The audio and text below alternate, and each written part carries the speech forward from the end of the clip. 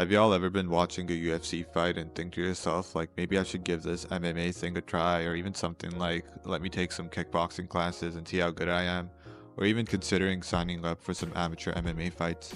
Now, I'm sure that if you watch MMA consistently, this has probably been a recurring thought that you've had, and I'll be honest, I've also thought the same thing a few times.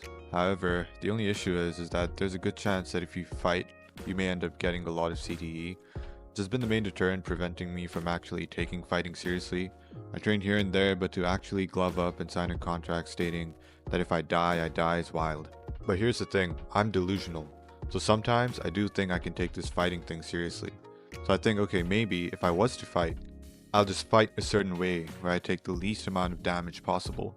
So this got me thinking, what fighter out there right now has a fighting style that avoids taking damage? And this wasn't difficult to find out. There's one fighter that comes to mind who does this really well, and that's Hamza Chimaev. In almost all his fights, he just ends up taking you down and submitting you. So apart from the Gilbert Burns fight and the Usman fight recently, he has been able to consistently use his wrestling to avoid trading on the feet and to win the fight by just being a better grappler. His recent fight against Whitaker was a great example of this, where he took Whitaker down in the first round immediately, scrambled for a bit, and then face cranked him. This is obviously way, and I mean way easier said than done, but it is a good blueprint for a low damage, high win rate fighting style. So, it just seems as if, in MMA specifically, if you want to avoid damage, just wrestle your way to a submission.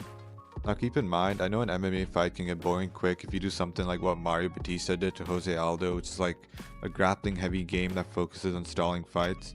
That's a boring way to fight, because if you stall fights and throw shots to score points, you suck and you deserve to get booed.